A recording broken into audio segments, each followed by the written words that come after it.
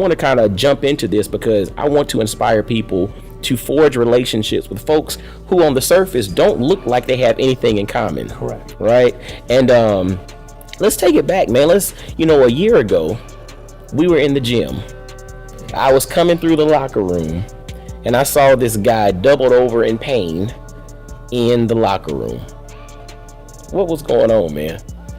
Well, as I had mentioned to you after that the car accident that left me disabled in 1996, I've had multiple surgeries, including lumbar surgery at Vanderbilt. And that was about 9 years ago. And it gave me some freedom from pain for about 8 years. Then about a year ago, it flared up very suddenly without me doing anything strenuous. And I go to gym for a very light workout, 3-4 times a week. And then I sit in a hot tub. Mm-hmm. That day, I go to the gym and my back flared up. And I'm sitting in the locker because I didn't know what to do. I couldn't get out of the locker and walk back out to my car. So, here I was. Now I was, feeling sort of down and you just happened to, there were many people coming and going. It was a lot of people in the locker room that day. It's a men's locker. That's right. In and out, changing, talking, laughing. Yeah. Absolutely. People showering, doing whatever, men do in the men's locker room. Right? Okay. And here I am sitting in one place and wondering how am I going to be able to get out of here and get to my car. And you happen to just walk by and you apparently, for whatever reason, stopped and you said, "Hey guy, how you doing?" And I said, "Well, not very well." And you just didn't spend a whole lot of time trying to find out what and if and what have you. You just tried to boost my spirit and saying, "Man, as bad as you're feeling, it's gonna get better, right?" And I'm like, yes, it will get better. And I took that mantra, took that mental, and then slowly walked out back to my car. I had to stop on my way a couple of times.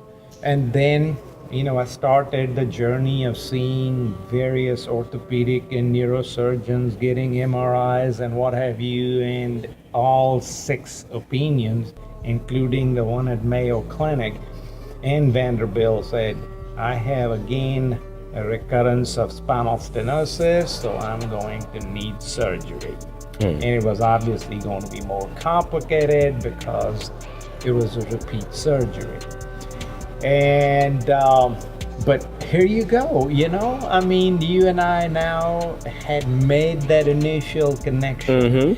And we sort of built upon it, and few meetings, few coffees later, a few donuts too, right? A few donuts later, I thought that, hey, we can sit down and talk and open. I'm not a sharer per se, but somewhere within me, I felt that confiding in you was okay.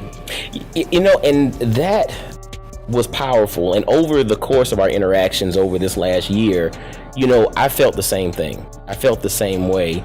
And, as we had that initial interaction, which that's just what I do. I mean, I feel like part of my gifting or part of my journey in life or part of my calling is to spread light. Like when I see someone that's down, I'm supposed to do that. Yeah. If I can lift you in some way, shape or form, even if it's just a, "Hey man, you're gonna be all right," or it can't get any worse than it is now, or whatever it is, I feel like that's my calling in life, because throughout my life, so many people have stepped in at that particular moment when I'm not feeling great or when I'm not at my best to lift me, even if it was a supportive call or a text message or something. And so to your point, it's kind of like when you feel exceedingly responsible based on, what was invested in you by daddy and by the family and the culture. Yes. You feel exceedingly responsible to then turn around and give and help. I feel the same way. There were so many people that supported me, even if unbeknownst to me, right? Like, I didn't even know who was supporting me at times. I didn't know who called in a recommendation for me. I didn't know this person was speaking on my behalf or praying for me or doing whatever. I did not know all these things were going on. But then when you start looking back and you realize all these things lined up, then I feel like it is my duty. It's not even something that I have a choice to do. It is my duty to then go and light someone else's candle, right? And so over this last year, it's been interesting. You mentioned that you're not a sharer. Like, you're not one that is open with your story or with who you are. And, you know, the only thing that I knew about you in the gym was you just said, yeah, my name is Haresh. And I said, I'm Mike. You know, I didn't know anything about your story, anything about your journey, and you didn't know anything about me. And it's interesting because professionally, I used to be a pharmaceutical rep, right? I used to go in and out of doctors' offices. And then I come to find out Haresh is, you know, a former physician, like you're a medical doctor. And so we had connections there that we never would have known had we not started to pull these layers back. But the thing that's also interesting is as I started pulling these layers back and you started opening up and becoming more comfortable with me, you know, you shared a little bit more about your journey. And I'm a storyteller at heart. And the first moment that you started sharing your story, I think I told you, I was like, Haresh, your story can touch the world. You need to share it. And you had been reluctant to share this journey and this story. And but I'm so thankful that you were open to sharing with me, because my gifting is being able to see a story when sometimes others can't. But that's right. And the ability for you is not the ability, but the blessing or the gifting is the fact that you live this story. So you're a walking, talking journey and story that's here to impact the world. And that's why we're here. And you know, one of the big learning lessons out of this journey together, union, friendship, relation, call what you may, has been the two people who from such diverse backgrounds, you know, not knowing each other, nothing in common except that we both belong to the same gym. That's right. You know, can see and form and connect at various levels. That's right. Because, you know, we are connected so deeply. And, you know, in Hindu faith, there is a term called Vasubhaiva Kutumbakam. It's Sanskrit saying we're all connected. It doesn't matter on the surface. You know, whether you are black or brown or white or what have you from India or America or Africa, and I've been to you know, many of the countries in all these continents and places.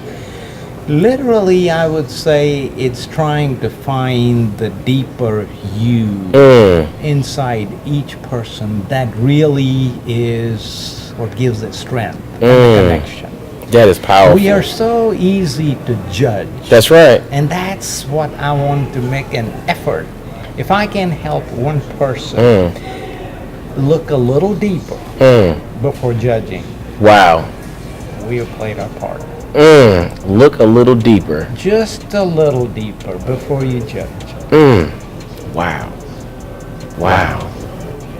And so, okay, and that's